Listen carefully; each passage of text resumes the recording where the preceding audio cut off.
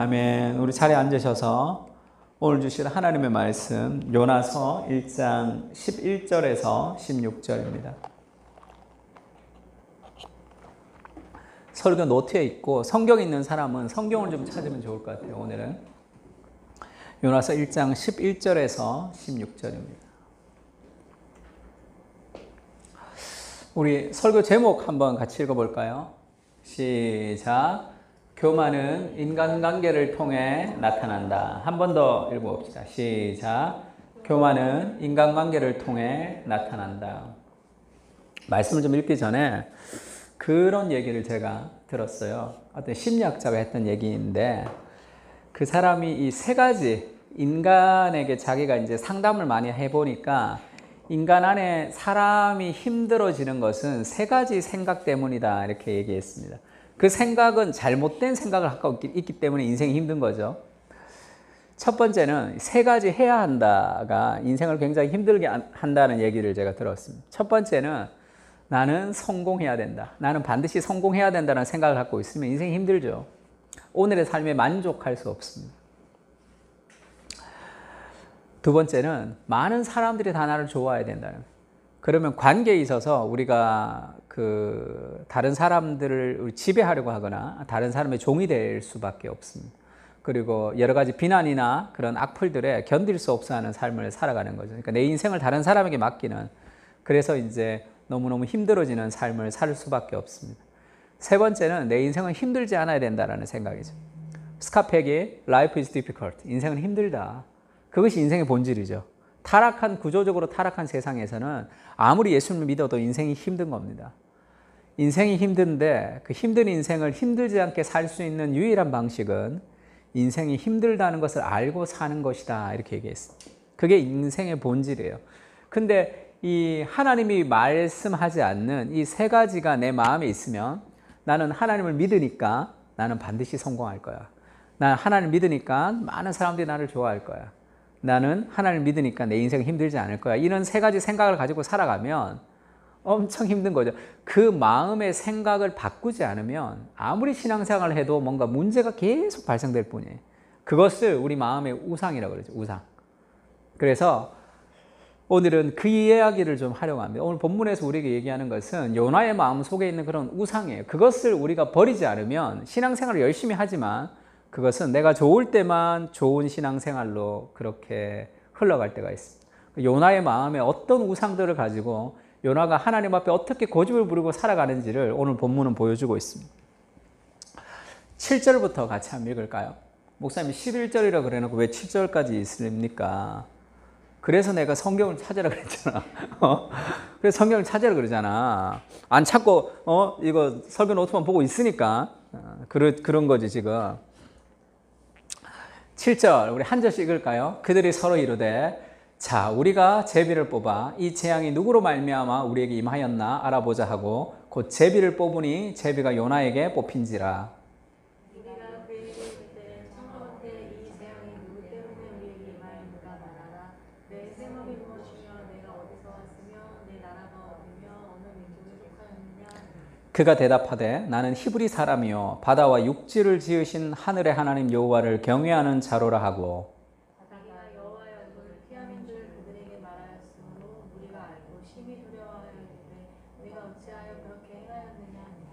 바다가 점점 흉용한지라. 무리가 그에게 이르되 우리가 너를 어떻게 하여야 바다가 우리를 위하여 잔잔하겠느냐 하니 그가 대답하되 나를 들어 바다에 던지라. 그리하면 바다가 너를 위하여 잔잔하리라. 너희가 이 큰 폭풍을 만난 것이 나 때문인 줄 내가 아노라 하니라. 그러나 그 사람들이 힘써 노를 저어 배를 육지로 돌리고자 하다가 바다가 그들을 향해 점점 더 흉용함으로 능히 못한지라. 우리가 여호와께 부르짖어 이르되 여호와여 구하오니 사람의 생명 때문에 우리를 멸망시키지 마옵소서. 구제하 피를 우리에게 돌리지 마옵소서. 주 여호와께서는 주의 뜻대로 행하시니이다. 요나를 들어 바다에 던지매 바다가 뛰노는 것이 곧 그친지라.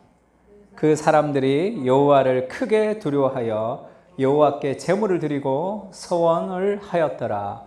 오늘 본문은 이 지난주에 제비를 뽑았죠.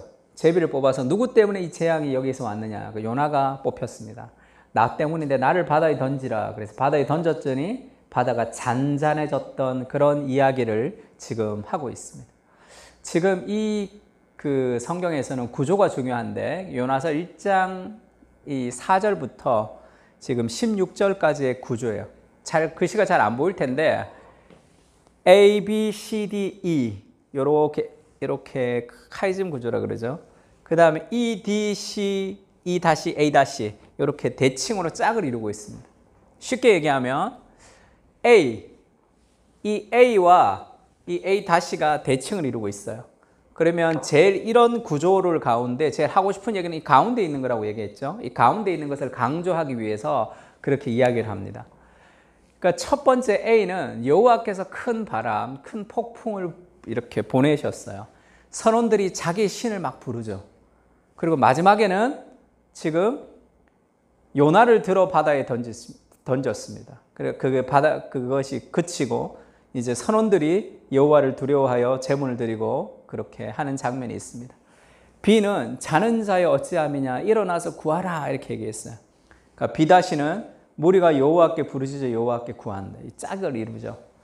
그 다음에 C는 제비를 뽑아 누구로 말미암아 우리에게 임하였는가 하니까 C 다시가 나 때문인 줄 내가 아노라 이렇게 짝을 이룹니다.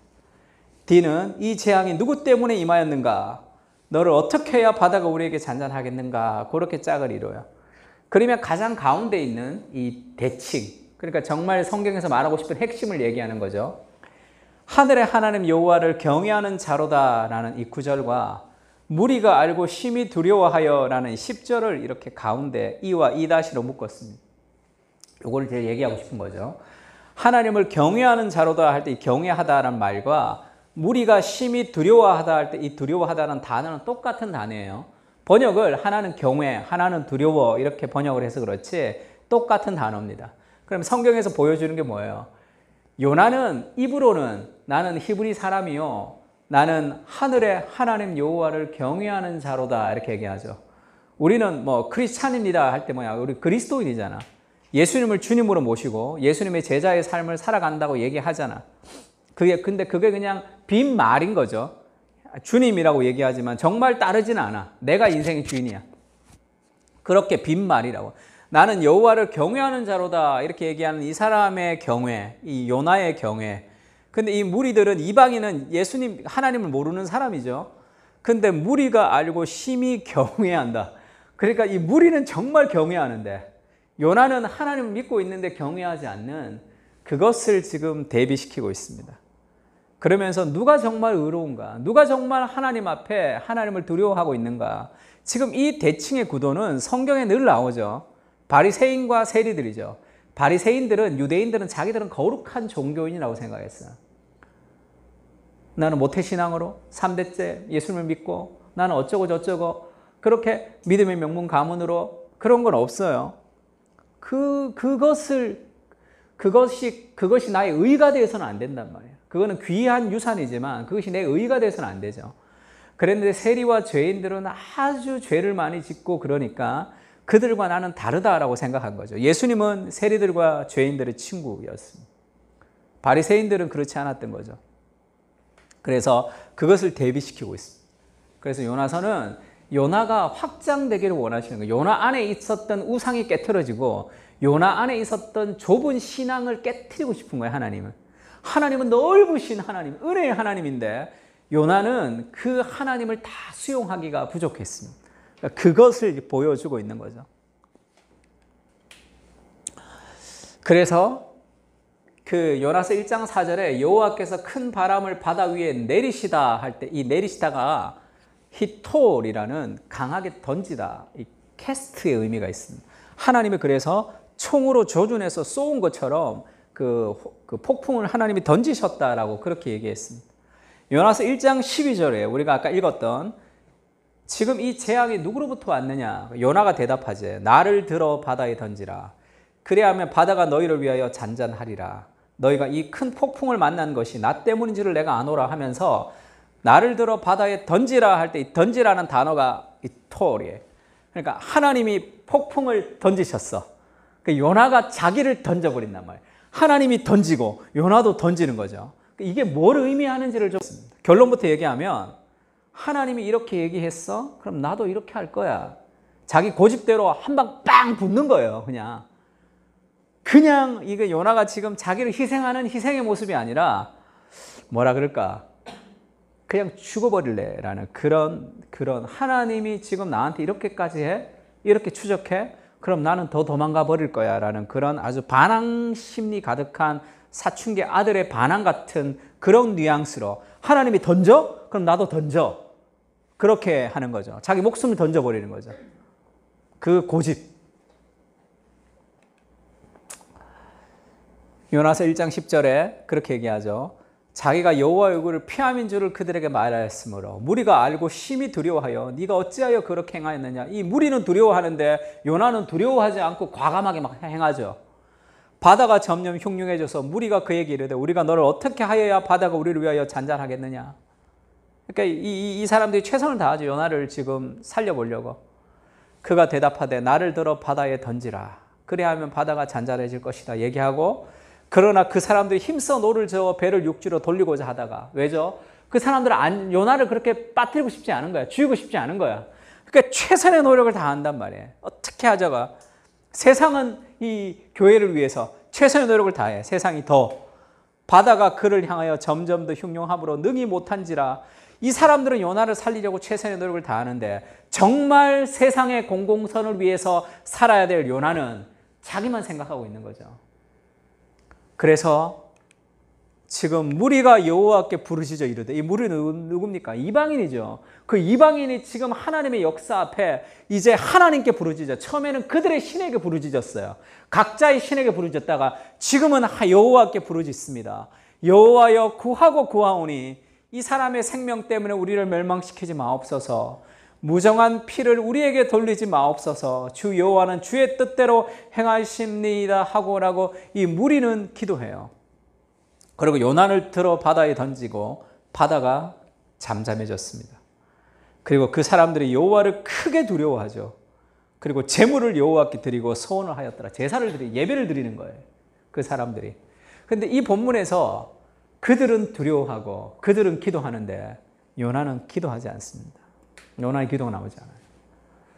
우리가 사사기를 공부할 때 삼손의 시대는 다른 사사의 시대보다 더 타락한 시대가 됐다. 점점 하강형 나선 구조를 가지고 오기 때문에 사사가 점점 내려갈수록 더 타락한 시대를 보여준다 얘기했습니다.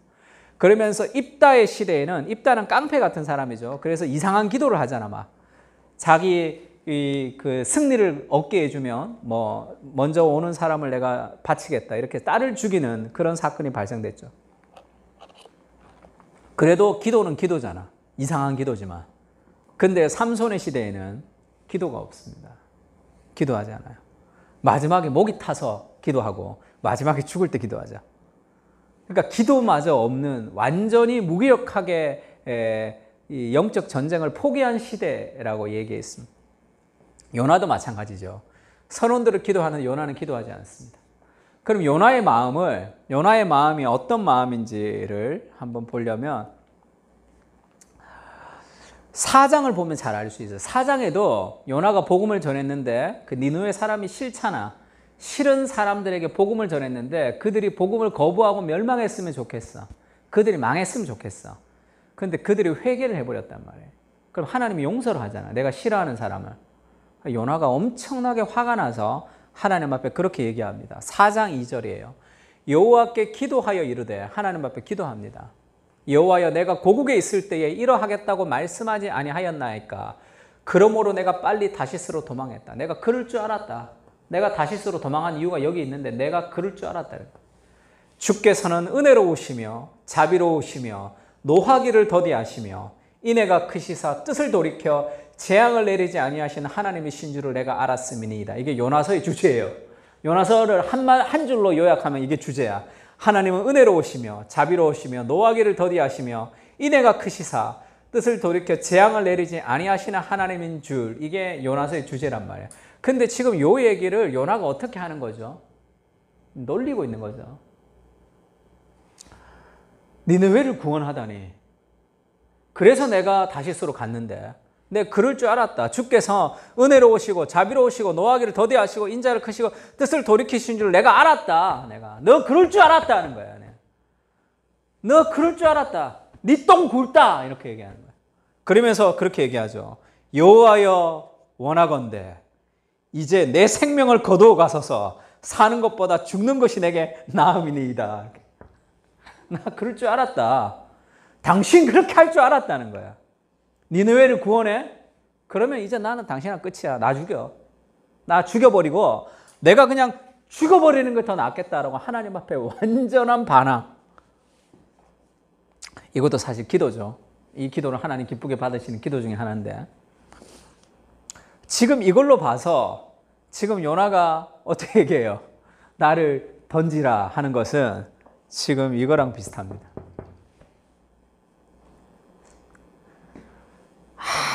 아주 하나님 앞에 버리고 싶지 않은 삶의 고집. 그걸 하나님이 끝까지 가죠. 다음 주에는 그 가장 밑바닥, 그 바다 가장 밑바닥에서 요나를 꺾으시죠. 그래서 요나를 다시 회복시키신. 하나님이 끝없는 사랑으로 추적하셔서 사랑으로 요나를 녹이시는 거죠, 사실. 그러니까 우리가 그 제자 훈련 시간에 지금 배우고 있고 우리가 이제 GBS에도 지금 이거를 곧 하려고 하는데 이 팀켈러의 내가 만든 신이란 것은 카운트 피츠 가시죠. 이게 짝퉁 하나님이죠, 짝퉁. 거짓된 하나님. 그걸 우리가 이제 우리가 신으로 모시고 있는 건데 그 중에 파트 6장이 우리 안에 숨겨진 우상이라는 파트가 있습니다. 거기 요나서를 좀 다뤄요. 요나가 왜 그러냐는 거죠. 왜 그러냐. 요나 안에는 어떤 숨겨진 우상이 있는데 이 숨겨진 우상은 우리가 잘 찾지를 못해요. 개인적으로 어떤 우상이 있으면 그건 쉽게 좀 찾을 수 있습니다. 그것도 좀 어렵지만 근데 우리 이 시대의 문화가 주는 우상이 있어요. 이 세상의 문화가 하나님을 섬기지 않고 다른 우상을 섬기는 문화가 있죠. 그 문화 속에 우리가 살기 때문에 우리가 자연스럽게 그 문화적으로 동화되는 경향이 있습니다. 우리가 우상을 섬기고 있는 거죠. 앤드루 델방코라는 사람이 The Real American Dream이라는 책에서 그렇게 미국의 문화가 시대를 거치면서 세 단계로 변화되었다 그렇게 얘기해요. 첫 번째 단계는 신을 믿었던, 하나님을 믿었던 하나님 중심의 단계였어요. 뭐든지 그 기독교화되었던 나라죠. 처음에 메이플라워가 가면서부터 추수감사절을 드렸고 하나님을 믿는 나라로 그들이 이제 세웠습니다. 신이 신. 근데 계몽주의가 들어오면서 신의 자리가 없어졌어요. 그 다음에 그들이 세웠던 문화, 그들을 이끌어가는 소망이 있어야 되니까 그게 미국이라는 국가였습니다. 국가. 그래서 그 당시에 나왔던 허리우드 영화를 보면 다 미국 중심주의죠. 미국이 세계의 뭐 보호자야 다. 로키 같은 영화를 보면 다 미국이 결국은 승리하게 되죠. 그런 국가주의, 그 미국을 동경하는, 미국은 전 세계의 보호자가 되는 그런 미국 드림을 통해서 사람들을 하나로 묶었죠. 각각 다른 민족들을 미국이라는 그 국가를 통해서 하나로 묶었습니다. 근데 그게 이제 힘을 잃었죠. 지금 젊은 세대들에게 미국 해도 그렇게 큰 효력이 없다는. 지금 젊은 세대들은 신도 아니고 국가의 시대도 지나갔다는 거야. 자아를 숭배하는 시대가 됐다는 거죠. 자아. 그래서 자기 자아의 자유를 거부하는 모든 것은 다 잘못된 그 자기의 자아와 자기의 감정을 신으로 삼는 그런 시대가 되었다는 거죠. 그래서 이윤을 추구하고 다른 사람들과 경쟁을 통해서 반드시 이겨야 되고 라는 그런 것들, 그런 자아 중심의 시대가 만들어졌는데 그게 교회까지 쑥 들어왔다는 거죠. 그래서 교회 안에서도 개인주의, 자아중심주의로 살아가는 거예요. 그런데 그것이 우상인지를 잘 모르고 살아가는 거죠. 그래서 지금 왜 이렇게 분노하는지, 우리도 GBS를 분노의 문제를 다루는데 우리가 분노하는 대상의 가장 밑바닥에는 내 삶의 우상이 자리 잡혀 있어요. 그 인간의 문제가 아니라 내 안에 무엇에 분노하는지가 내 삶의 그 감정의 끄트머리에 나를 붙들고 있는 삶의 우상을 드러낼 수 있는 확률이 많습니다. 우상이 숨겨져 있다는 거죠. 그래서 요나 안에 있는 우상은 좀 거만하고 무례한 그런 자아를 숭배할 때 자기가 판단의 기준이기 때문에 다 교만할 수밖에 없죠. 이 시대는 교만의 시대입니다. 그래서 만나면 뭐 해요? 다 다른 사람을 평가하잖아. 자기의 기준을 가지고. 직장에서 모이면 뭐예요? 다 상사 욕하든가 뭘 욕하든가 다 욕하잖아. 세상의 모든 상사들은 다 왜 그렇게 욕먹을 상사들만 있는지. 인간이 다 그렇죠. 인간은 다 장점이 있으면 단점이 있잖아. 자기가 상사가 돼봐. 다 욕해요. 다 욕한다고. 인간 안에 있는 자기가 평가하는 거죠. 왜 정치적인 문제를 이렇게 많은 사람들이 이슈가 되죠? 자기가 다 한 소리씩 하잖아. 내가 모든 것을 다 알고 있지 않지만 내가 모든 것을 다 알고 있는 것처럼 이야기하죠. 막 이야기한단 말이에요. 그게 삶의 교만이죠. 자아중심 시대. 자아중심 시대에는 내가 해석하지 못하는 일이 있어서는 안 돼요. 내가 이해하지 못하는 일이 있어서는 안 됩니다. 그래서 자아중심 시대는 굉장히 연약한 시대죠. 그리고 굉장히 교만한 시대입니다. 한 꼬풀만 들치면 아무것도 아닌데 그걸 꽁꽁 부여잡고 살아가는 시대가 된 거죠. 이게 종교에 들어오면 어떻게 되냐면 내가 어떤 하나님의 은혜를 경험했어. 내 영적인 체험이 있어요. 하나님의 사랑을 받았어. 그러면 그것까지도 내가 다른 사람보다 더 우위, 다른 사람보다 더 낫다라는 생각을 하는 거지. 그러니까 교회 안에서도 내가 다른 사람보다 더 나은 사람이야. 나는 목회자이기 때문에 나는 하나님이 다른 평신도들보다 하나님이 나를 더 사랑하시고 나에게 더 큰 은혜를 부어주신다라고 생각을 하고 있다면 그거는 마귀가 주는 생각이에요. 그건 마귀가 주는 생각이에요. 그 사람은 이미 마귀에게 사로잡혀 있는 그 생각이 이미 사로잡혀 있다면 은혜를 공로로 생각하는 거죠. 그러니까 무언가 다른 사람보다 내가 낫다라는 그런 생각들을 인간들은 다 가지고 살아갑니다. 왜냐하면 우리의 정체성이 빈약하기 때문에 그렇죠. 복음의 정체성이 아니기 때문에.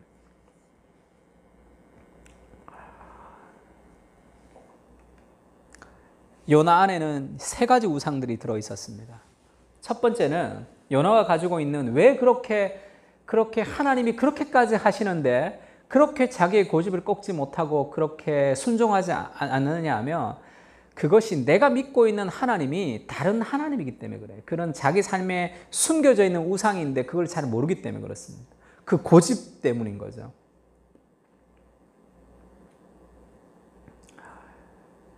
요나가 가지고 있는 개인적인 우상이라는 것은 요나는 성공한 사역자였어요. 성공하는 사역자, 뭔가 잘하는 사역자였습니다. 하나님께 순종하고 싶어하는 마음보다 사역적으로 더 성공하고 싶은 열망이 더 강했어요. 그러니까 더 좋은 위치에, 더 좋은 자리에 있고 싶었던 사람입니다. 그것을 버리고 하나님이 가라는 곳으로 가고 싶지가 않았어요. 자기를 희생하면서까지, 내가 손해보면서까지 그런 일은 하고 싶지 않은 거죠. 하나님의 은혜로 내가 잘 되는 일은 얼마든지 할 수 있습니다. 그 요나가 말해서 그 땅을 점령했던 적이 있었죠. 그런 대형 교회, 큰 교회, 화려한 큰 목사. 근데 그것을 버리고 뭐 선교를 가야 된다거나 하나님이 어디로 보내실 때 그런 것을 싫어하는 거죠. 그래서 이 교회 안에도 마찬가지예요. 교회 안에도 그룹이 나눠지는 것은 비복음적이라고 얘기했어요. 교회 안에서도 자기와 생각이 비슷한 사람들, 자기와 말이 잘 통하는 사람들, 자기와 경제적으로 그리고 학력적으로 수준이 비슷한 사람들끼리만 자주 모이는 경향이 있습니다. 목사님들도 마찬가지예요. 그렇지 않은 사람들과 잘 모이지 않는 거죠. 왜 그러냐면 그것이 더 좋거든요. 그것이 나를 더 안정감을 주게 하거든요. 그것이 나를 더 괜찮은 사람인 것처럼 나를 포장한단 말이에요. 그래서 복음을 밑으로 흘러가지 못하는. 그러니까 나에게 유리한 사람, 그리고 내가 좋은 사람, 내가 이익이 되는 사람들에게는 시간을, 돈과 에너지를 사용하지만 무언가 그렇지 않은 사람들에게 시간과 돈과 에너지를 사용하지 않는 그런 방식으로 살아가는 경향이 많습니다. 그건 비복음적이에요. 대부분의 교회 안에는 그런 그룹들이 있습니다. 그래서 높아지고자 하는 자는 낮아져야 된다는 말이 무엇이냐면 더 아래로 내려가요. 더 아래로 내려가고 더 아래로 내려가서 가난한 자와 부자가 함께 어울리고 그리고 배우지 못한 사람과 배운 사람들이 함께 어울려서 그들과 함께 살아가야 되는 사람. 그래서 하나가 되는 세상. 그게 복음의 세상이죠. 그게 은혜의 방식이죠. 그렇지 않으면 분리가 일어납니다. 늘 삶의 분리. 그 개인적인 우상을 가지고 있었던 거죠. 문화적인 우상은 뭐죠? 이스라엘 중심주의죠. 유대 중심주의. 그 국익을 우선시했습니다. 그 민족의 자부심이 아주 대단했어요. 나는 어떤 사람이다. 나는 거기에 소속돼 있다는, 자기가 소속돼 있다는 민족의 자부심이 굉장히 대단했습니다. 그러니까 니느웨로 가고 싶지 않은 거죠. 제가 이 추석에 우리 조카 만났는데, 우리 조카 고등학교 1학년이에요. 그래서 학교 어떻게 다니냐 이렇게 물어봤어요. 그랬더니 자기 담임 선생님이 뭐 별로 마음에 안 든다는 거예요. 왜 그러냐, 너무 잘난 척 한다는 거예요. 그러면서 그 아이들이 뭐 그럴 수도 있겠죠. 근데 학교 선생님들도 다 힘들어한다는 거예요. 자기 선생님을. 음악 선생님인데. 그 나이가 아주 어리대요. 근데도 나이 많은 선생님들도 힘들어한다는 거예요. 왜 그러냐. 우리 선생님은요, 서울대 음대를 나왔대. 서울대 음대를 나와서 교사를 하니 그 아이의 말이 사실이라면, 서울대 음대를 나와서 교사를 하니 다른 교사들과 나는 좀 급이 다르고 싶은 마음이 있다면 그 무언가 지금 삶에 여러 가지 갈등들이 있겠죠. 그것이 그가 가지고 있는 삶의 우상이죠. 그 우상이란 말이에요. 그걸 붙들고 있는 거죠. 그러면 그것이 우리 하나님이 되는 거죠. 나는 이렇게 실력이 있는데 왜 기회가 없지? 나는 이렇게 잘하는데 왜 뭐가 없지? 그런 불평과 불만 속에서 세월을 보낼 때가 있습니다.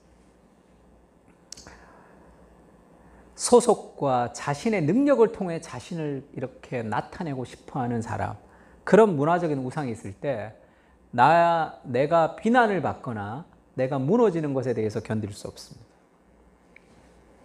도덕적 우상은 뭐예요? 난 니느웨보다는 더 깨끗한 사람이야, 이거죠. 너보다는 내가 더 나아, 이런. 그래서 한국 교회가 평양 대부흥에서 회개했을 때 일어났던 첫 번째가, 우리는 일본 사람들보다 더 도덕적으로는 깨끗한 민족이다라는 그 생각이 버려진 거죠. 그거는 복음적이지 않습니다. 일본은 그렇게 만행을 저질렀지만 우리는 그들보다는 더 도덕적으로 깨끗하고 더 괜찮은 사람이다라는 그 생각을 버리는 거죠. 그건 다 은혜의 결과입니다. 은혜의 결과예요. 그 도덕적으로 우리가 니느웨보다 더 깨끗한 사람이니까 그것을 하고 싶지가 않은 거죠. 하나님이 가라 해도 가고 싶지가 않습니다. 이것이 왜 그렇게 문제가 되냐면 이것은 섞여 있는 거죠. 개인적으로, 도덕적으로, 문화적인 우상이 섞여 있고 이것은 잘 드러나지가 않아요. 잘 드러나지가 않았어요. 요나도 드러나지가 않았어요. 언제까지? 하기 전까지.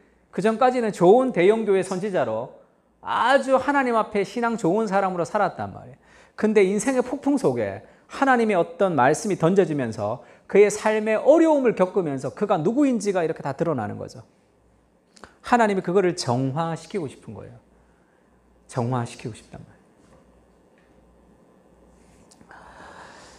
결국은 복음이 삶 깊은 곳까지 내려가지 않았기 때문에 그런 거죠. 갈라디아서 2장 11절에는 그런 사건이 있었어요. 게바가 누구죠? 게바가 누구예요? 베드로죠. 베드로 이름 게바. 베드로가 안디옥에 이르렀을 때에 책망받을 일이 있기로 내가 그를 대면하여 책망하였나. 이때 나는 바울이에요. 바울이 베드로를 좀 혼낸 일이 있었습니다. 야고보에게서 온 어떤 이들이 이르기 전에 게바가 이방인과 함께 먹다가 그들이 오매 그가 할례자들을 두려워하여 떠나 물러가매 남은 유대인들도 그와 같이 외식함으로 바나바도 그들의 외식에 유혹되었느니라.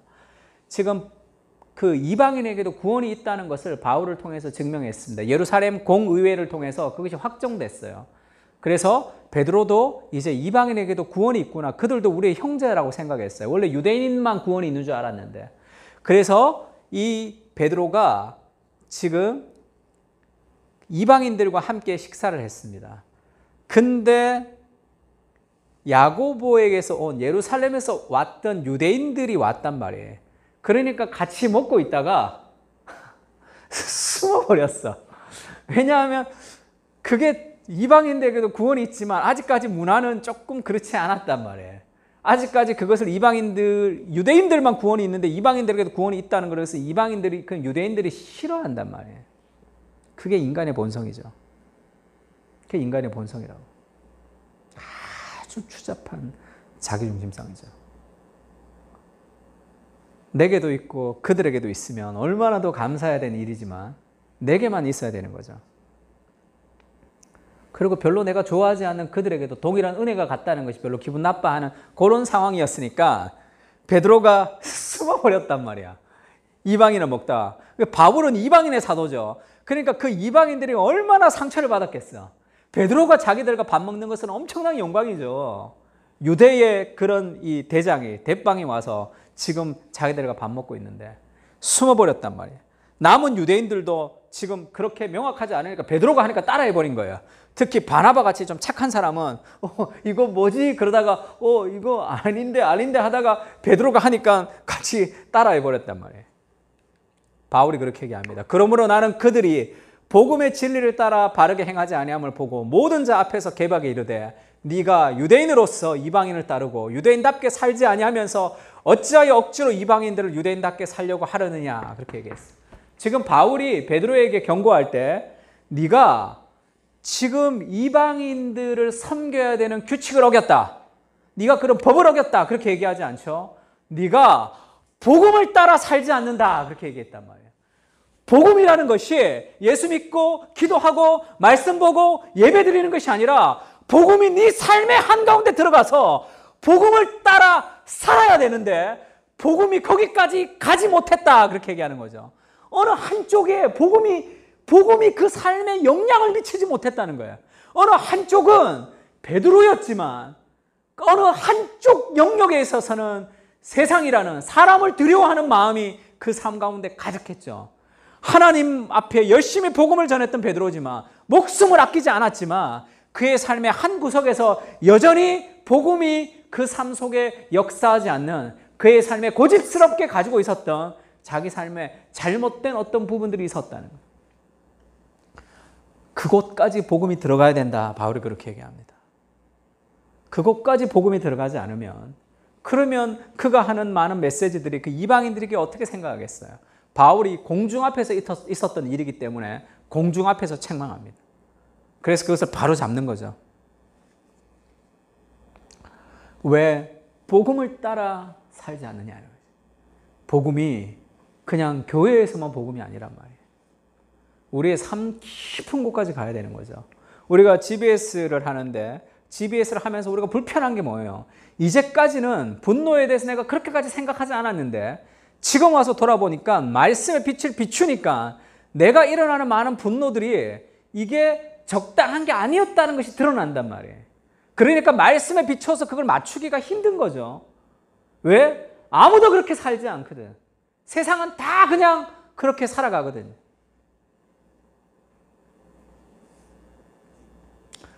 복음이 거기까지 가지 못한 거죠. 그러면 이상한 형태의 신앙으로 변질되는 거죠. 리차드 러브레이스라는 사람이 그렇게 얘기했습니다. 그리스도 안에서 불안을 느끼는 이들은 자신감을 키워줄 영적 구명 장비를 찾아다녀요.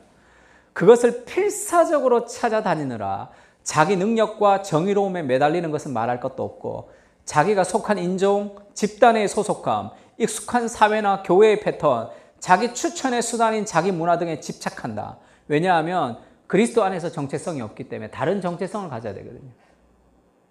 다른 정체성을 가져야 돼요. 그래서 조금 이상한 신앙생활을 하는 사람들을 보면 굉장히 무시하고 싶은 생각이 드는 거죠.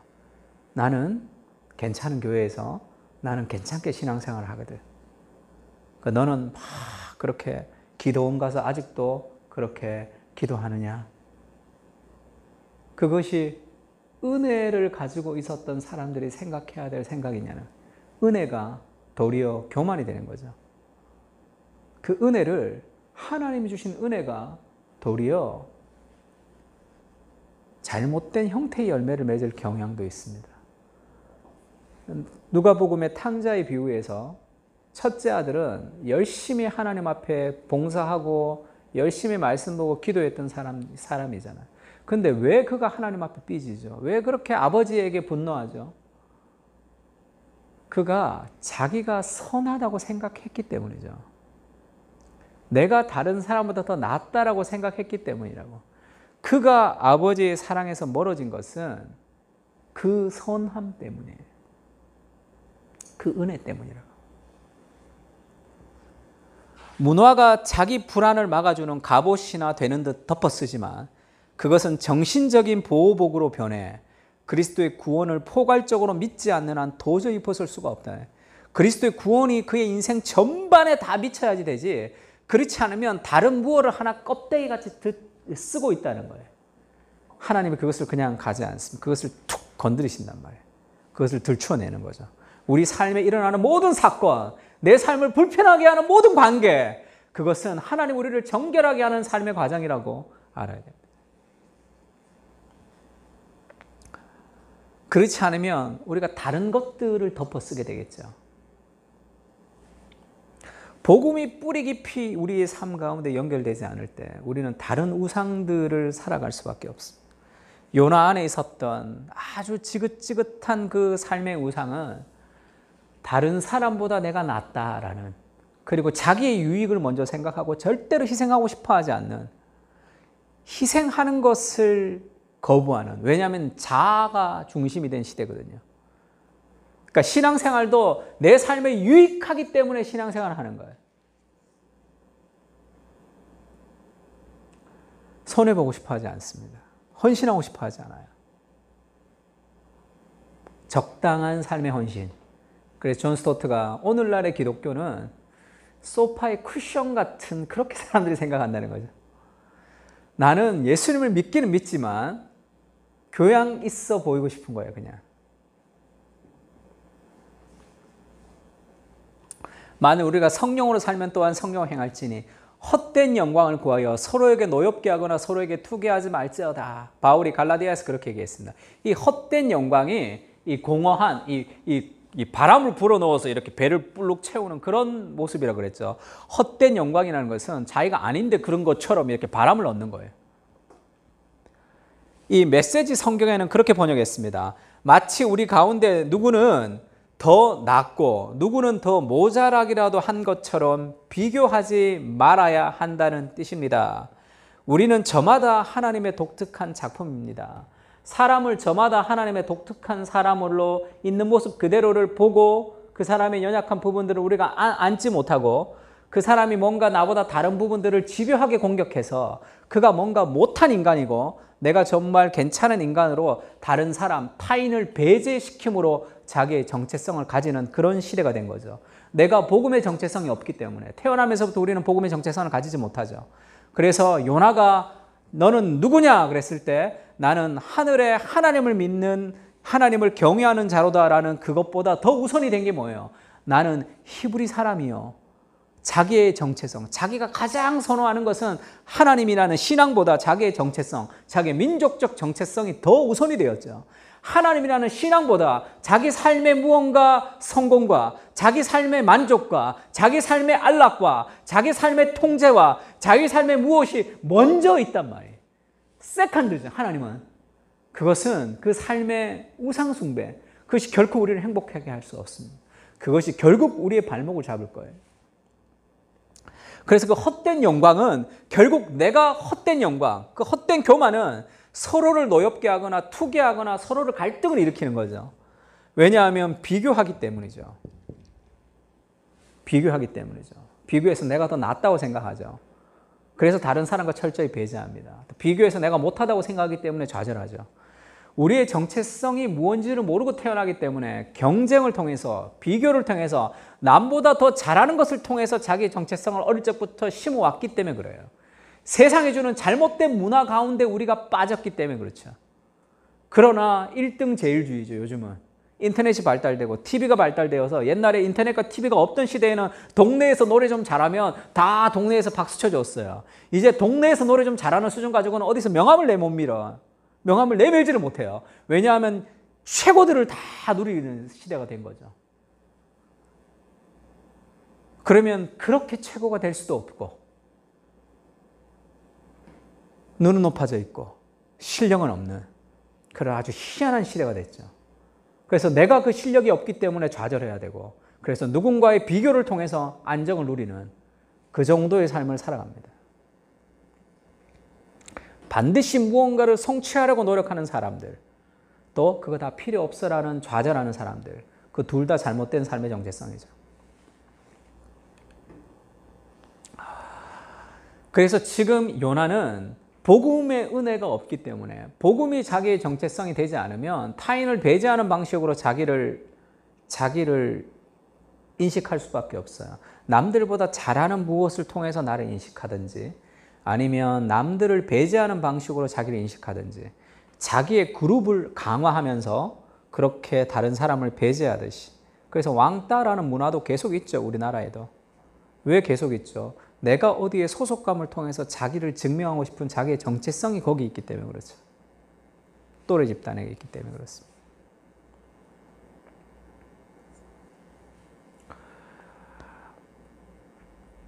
니체가 짜라투스트라는 이렇게 말했다 해서 그렇게 얘기하죠.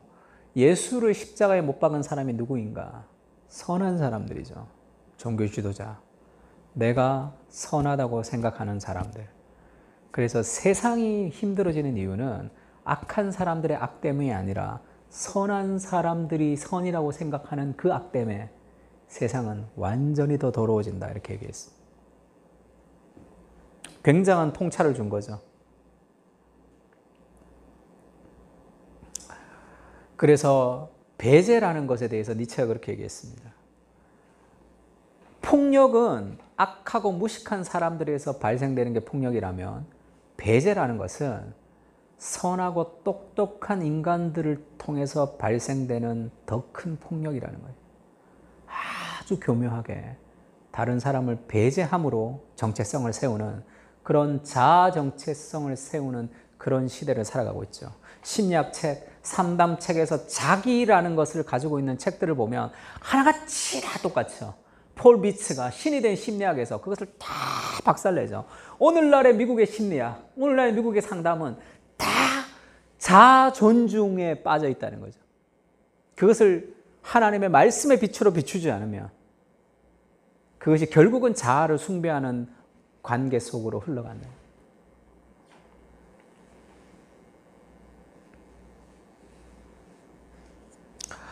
그래서 다른 사람을 배제하는 방식에 이 그 미로슬라브 볼프가 쓴 배제와 포용이라는 아주 좋은 책이 있습니다. 조금 어렵고 두꺼워요.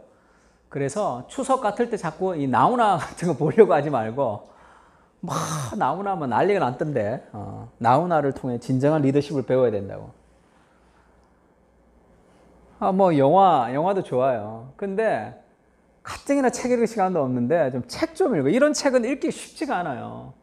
이런 책을 좀 읽어내고 우리가 막 좀 공부하고 고민하고 해야지 지금 좋을 텐데 지금 이 책 팔리지도 않습니다. 좀 어려워서. IBP 망하려고 그래요. 배제와 포용이라는 책에서 미러슬 볼프가 그렇게 얘기해요. 첫 번째 타인을 배제하는 방식은 힘으로 제거하는 거죠. 다른 사람을 그냥 제거하는 방식입니다. 제거. 힘 있는 사람들이. 그 다음에 제거를 통해서 비슷하게 나오는 게 동화죠.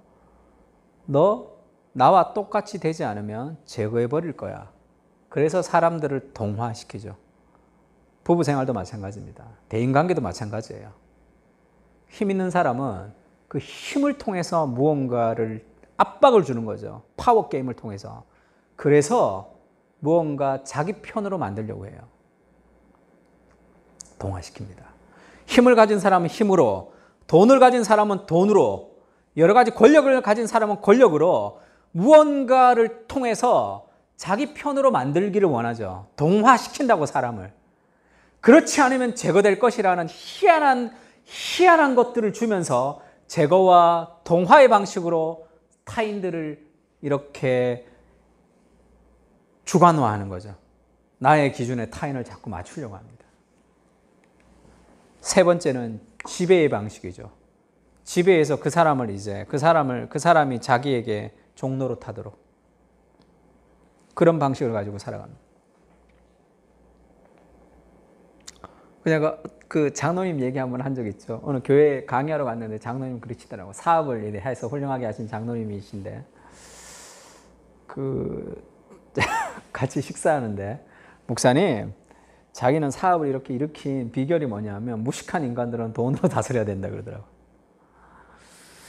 그때 제가 강의를 끝난 후였어요. 우상숭배와 그 복음에 대해서 강의를 끝나고 난 다음인데 굉장히 좌절스러웠습니다. 뭘 들었지 저분은? 저분 뭘 들었지? 지금 목사한테 지금 그 얘기를 하는 것이 이게 지금 그게 잘못된지도 모르고 얘기하고 있는 거죠. 그게 뭡니까? 그게 지배 당하지도 않아요, 사람은. 그런 척 하는 겁니다. 마지막에는 육이죠. 선을 그어버리는 거죠. 있는지 없는지. 왜 이런 일들이 우리의 대인관계 속에 다 나타나느냐는 거죠. 우리가 복음의 정체성을 가지지 않기 때문에 교만은 대인관계를 통해서 나타나는 거죠. 우리의 대인관계를 살펴보면 이 네 가지가 다 포함되어 있습니다. 왜 그렇죠? 이것이 다 배제의 영역 안에 들어가는 거예요. 포용을 할 수 없는 거예요. 나한테 잘못하는 인간들, 나한테 뭔가 해를 주는 사람들, 왜 내 인생은 힘들면 안 되거든요. 이런 방식. 바울이 그렇게 얘기하죠. 우리는 거기에서 정체성을 얻는 게 아니에요. 복음의 정체성을 얻어야지만 이 관계들에서 회복이 될 수 있습니다. 또한 모든 것을 해로 여김은 내 주 그리스도 예수로 아는 지식이 가장 고상하기 때문이라 내가 그를 위하여 모든 것을 잃어버리고 배설물로 여김은 그리스도를 얻고 그 다음 굉장히 중요하죠. 그 안에서 그리스도 안에서 발견되려 함이니 내가 가진 의는 율법에서 난 것이 아니요 오직 그리스도로 말미암아 믿음으로 말미암은 것이니 곧 믿음으로부터 하나님께로 난 의다. 우리의 정체성은 내가 쟁취하는 게 아니에요. 내가 성취하는 게 아니라고. 내가 다른 사람보다 더 잘하는 것을 통해서 내가 남보다 나은 사람이라고 생각하는 정체성이 아니고 그런 비교를 통해서 오는 것이 아니라 내가 누구인지에 대한 정체성은 그리스도 안에서 발견된단 말이에요. 그건 찾는 거예요. 이미 있는 복음 안에 있는 내가 누구인지 복음 안에서 이미 발견된단 말이에요. 저는 목회를 할 때 굉장히 중요하게 생각하는 것이 무엇이냐 하면 제가 대학부 청년부를 하면서 또 대형교회에 있으면서 행사에 대해서 좀 지친 것도 있고 뭐 우리도 필요하면 하겠죠. 어떤 행사들을 하는 것은 굉장히 좋게 생각합니다.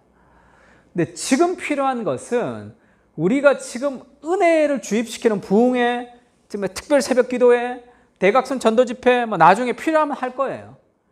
근데 지금 우리에게 필요한 것은 저는 그것이라고 생각하잖아요. 지금 있는 상황에서 은혜를 더 큰 은혜를 줘야 되고 그 은혜를 자꾸 부어주는 어떤 무언가가 만들어져야 된다고 생각하는 것이 아니라 지금 내가 목회에서 가장 중요하게 생각하는 것은 예배, 그리고 소그룹, 그리고 성경대학, 제자훈련, 양육 그것만 해도 뭐 많은데 그것을 통해서 가장 기본적인 보편적인 이 목회를 통해서 복음을 삶으로 연결시키고 싶은 거예요.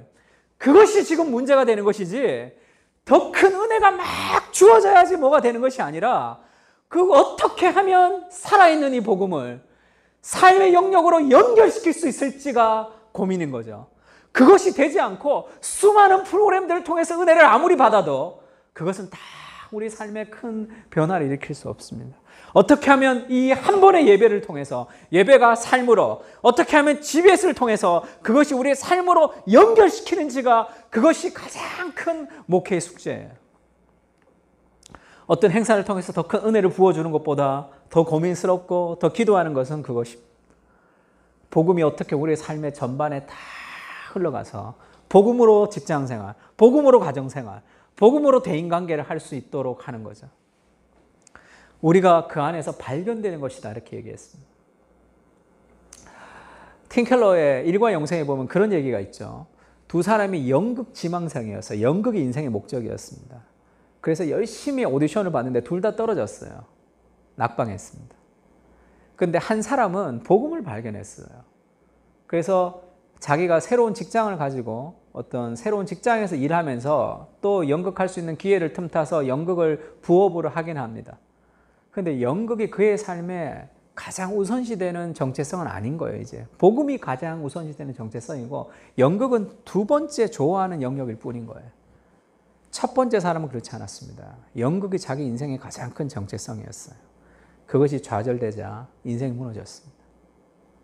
여러 가지를 전전긍긍하며 아르바이트를 하며 계속 연극을 트라이하지만 그것이 뭔가 오디션에서 떨어지고 뭔가 될 때 그 자기 꿈이 없어졌으니까 인생이 거의 나락으로 떨어지는 거예요. 왜 그렇죠? 세상이 그를 돕지 못했기 때문에, 그가 운을 잘못 탔기 때문에, 그가 실력이 없었기 때문에 천만에 그가 그것을 자기의 첫 번째 정체성으로 삼았기 때문에 그렇습니다. 복음의 정체성은 힘들지만 그것이 그렇게 힘들지 않아요. 왜냐하면 그것이 두 번째이기 때문에 그렇습니다. 결혼 생활도 마찬가지예요. 힘든 결혼 생활이 인생이 너무너무 힘든 결혼 생활에 자기 인생이 무너지지 않아요. 왜냐하면 결혼은 중요한 거지만 가장 중요한 것이 아니에요. 복음이 먼저고 그것이 다음입니다. 내 삶이 다음이에요. 그 삶의 정체성이 우리를 하나님 앞에 나가게 할 수 있습니다. 그래서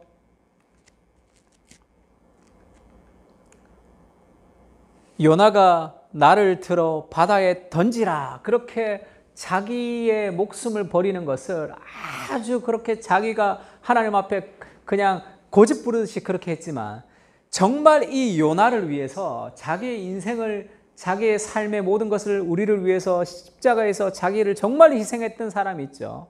그분이 예수님이지. 예수님이 자기를 희생하는 것을 통해서 우리를 살리셨단 말이에요. 그러니까 그것이 우리의 정체성이 되는 거예요.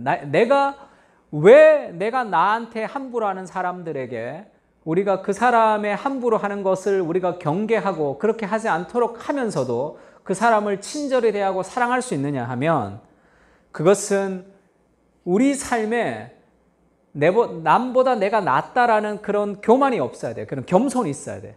겸손이 있으면서도 또 그것이 자신감이 없으면 안 되죠. 남이 나보다 낫다. 나는 못하다. 그러면 좌절만 있다고. 내가 다른 사람을 나보다 낫게 여기는 겸손이 있으면서도 삶에 자신감이 있는 그 두 가지는 인간의 능력으로는 나타날 수 없는 거예요. 복음으로 나는 죄인이기 때문에 우리는 겸손하지만 하나님의 사랑으로 내가 존귀한 사람이기 때문에 우리는 그 삶에 어마어마한 자신감을 가질 수 있는 거죠. 그것이 우리의 삶에 다른 사람에게 다가갈 수 있어요. 상처를 거부하면서 우리가 다른 사람을 용서할 수 있는 힘이 거기서 나오는 거죠. 그래서 그것을 존 스토트 볼프는 descender did center, 중심에서 내려온 중심이에요. 자기라는 자아가 중심이 없으면 안 되죠. 자아라는 자기의 중심이 있어야 되는데 그 중심이 자기 자신이 주인이면 그것은 잘못된 정체성이 될 수밖에 없어요. 중심이 없어지는 건 아니에요. 그러나 내가 중심인데 나는 죄인이라 나에게선 기대할 것이 없는데 그리스도의 사랑으로 나를 너무 사랑해 주시는 그 사랑이 나를 존귀하게 하는 거죠. 그래서 이것은 흔들리지 않는 그리스도로부터 온 정체성이기 때문에 그것은 중심에서 내려온 중심이다 그렇게 얘기했습니다. 그러면 어떻게 되느냐? 요한일서 3장 16절 같이 한번 읽을까요? 시작. 그가 우리를 위하여 목숨을 버리셨으니 우리가 이로써 사랑을 알고 우리도 형제들을 위하여 목숨을 버리는 것이 마땅하니라. 그가 우리를 위해서 목숨을 버리셨다는 그 은혜를 경험할 때 우리도 우리에게 함부로 하는 사람들을 용납하고 포용할 수 있는 은혜를 경험할 수 있는 거죠. 내가 정말로 죄인이고 정말로 그리스도가 나를 위해서 십자가에서 못 박혀 죽으셨다라는 그 은혜에 대한 깊은 정체성의 확신이 있으면 우리는 다른 사람을 더 용납할 수 있는 사람으로 나갈 수 있단 말이에요. 우리의 정체성이 복음 앞에 있어야 되고 중심을 내려온 중심이 있어야 된단 말이에요. 그래야지 부드러우면서도 흔들리지 않는 아주 희한한 인간, 독특한 정체성의 인간이 된단 말이에요. 저 사람은 참 강단이 있으면서도 그러면서도 사람들을 품어낼 수 있는 아주 희한한 사람이 되는 거죠. 로마서 15장 7절 마지막으로 같이 읽어봅시다. 시작. 그러므로 그리스도께서 우리를 받아 하나님께 영광을 돌리신 것 같이 너희도 서로 받으라. 원래 헬라어로 보면 이게 먼저 있어요. 너희가 서로를 받으라. 서로를 리시브하라. 억셉트하라는 거죠. 서로를 받으라. 있는 모습 그대로. 왜냐하면 그리스도께서 우리를 받으신 것처럼 그것을 통해 하나님께 영광을 돌리신 것 같이 우리도 서로를 받는 거죠. 우리의 삶의 정체성, 우리가 서로를 받는 삶의 정체성이 있으려면 그리스도께서 우리를 받으셨다는 그 은혜를 더 깊이 생각하는 것에 우리의 삶의 소망이 달려 있습니다. 요나를 한번 보세요. 요나 꼭 나갔죠. 우리 같죠. 끝끝내 그가 고집하고 있는 거, 그 자기 정체성, 자기 중심이죠. 다른 사람을 배제하며 살아가는 이 시대의 문화 속에서 우리의 정체성이 배제의 영성이 아니라 복음의 영성으로 연합과 포용할 수 있는 그런 은혜를 우리에게 부어달라고 그렇게 한번 기도했으면 좋겠습니다. 우리 하나님 앞에 오늘 말씀을 생각하고 그리고 우리의 삶을 다 이제 하나님 앞에 헌상하는 그런 마음을 가지고 우리 찬양하고 기도했으면 좋겠는데요. 우리 이제 헌금함 좀 앞으로 좀 갖다 주세요. 우리 내 백성이 나를 떠나 같이 한번 찬양합시다.